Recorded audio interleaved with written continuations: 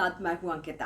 क्या उत्तर प्रदेश के मुख्यमंत्री योगी आदित्यनाथ पीएम मोदी के असली राजनीतिक उत्तराधिकारी हैं? क्या योगी आदित्यनाथ पीएम मटेरियल हैं? क्या योगी आदित्यनाथ को देश के लोग भविष्य का प्रधानमंत्री देखना चाहते हैं? ये सारे सवाल इसीलिए क्योंकि योगी आदित्यनाथ को लेकर सियासी गलियारों में एक माहौल तैयार होने लगा है।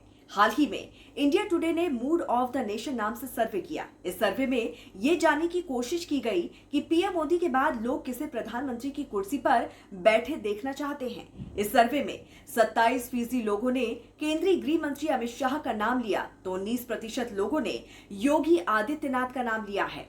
वाकई इतने ज्यादा वोट मिलना दरअसल ब्रांड योगी की दावेदारी को पुख्ता करता है। हिंदुत्व के प्रतीक योगी आदित्यनाथ के मठ से सत्ताधीश होने के सफर में अभी कई पड़ाव आने हैं और उन्हें कई मोड़ से गुजरना भी है। एक मोड़ लोकसभा चुनाव का भी था जब यूपी में बीजेपी को केवल 33 सीटें मिली। बीजेपी के पैरों से जमीन खिसक गई। हालात ये हो गए कि यूपी के 2 उप मुख्यमंत्रियों ने भी सीएम योगी के खिलाफ मोर्चा खोल दिया। केशव प्रसाद मौर्य ने तो ये तक कह डाला था कि संगठन सरकार से बड़ा होता है, यानी कि संगठन योगी से बड़ा है।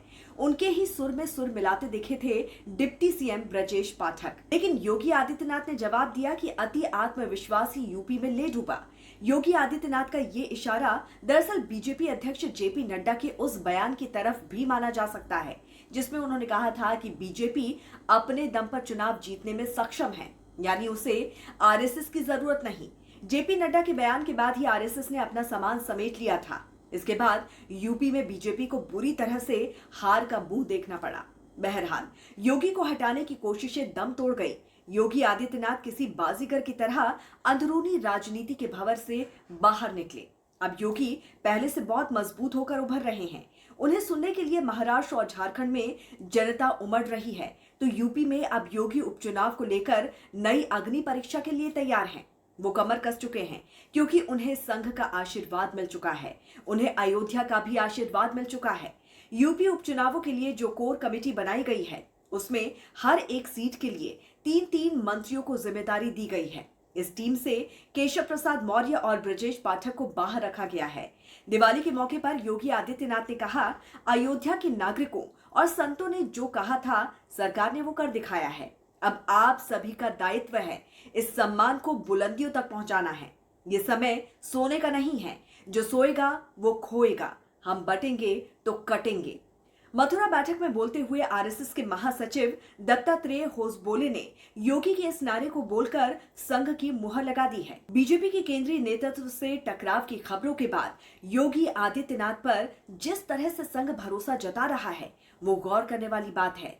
उधर अयोध्या में कार सेवक फोरम में जगत गुरु परमहंस आचार्य ने योगी आदित्यनाथ को प्रधानमंत्री बनने का भी आशीर्वाद दे दिया है। जगत गुरु परमहंस आचार्य का कहना है कि प्रधानमंत्री नरेंद्र मोदी के राजनीतिक उत्तराधिकारी मुख्यमंत्री योगी आदित्यनाथ ही हैं।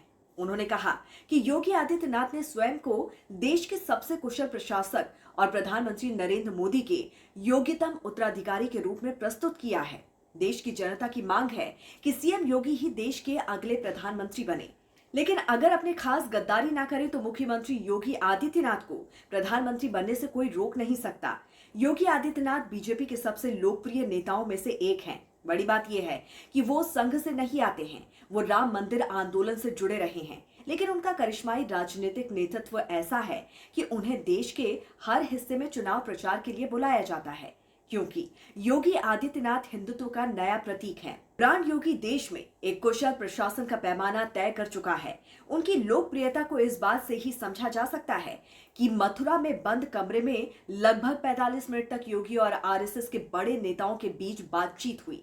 मथुरा में योगी और आरएसएस प्रमुख मोहन भागवत की मुलाकात ने योगी के भविष्य को लेकर कई संभावनाओं के दरवाजे खोल दिए हैं। इंडियन एक्सप्रेस की रिपोर्ट के मुताबिक संघ को योगी में भविष्य दिखाई दे रहा है। अब जिस तरह से संघ योगी में भविष्य देख रहा है उससे साफ है कि भविष्य में योगी आदित्यनाथ को देश के प्रधानमंत्री पद के सबसे प्रबल दावेदार होने से कोई नहीं रोक सकेगा। वैसे भी हिंदुओं पर हो रहे हमलों के बाद अब दुनिया भर में हिंदुओं के संगठित होने की बात की जा रही है। ऐसे में योगी आदित्यनाथ देश के हिंदुओं की पहली पसंद हो सकते हैं। तो इस पर आपकी क्या राय है जरूर हमें बताइए कमेंट करके। जुड़े रहिए राष्ट्र हित टीवी के साथ। नमस्कार।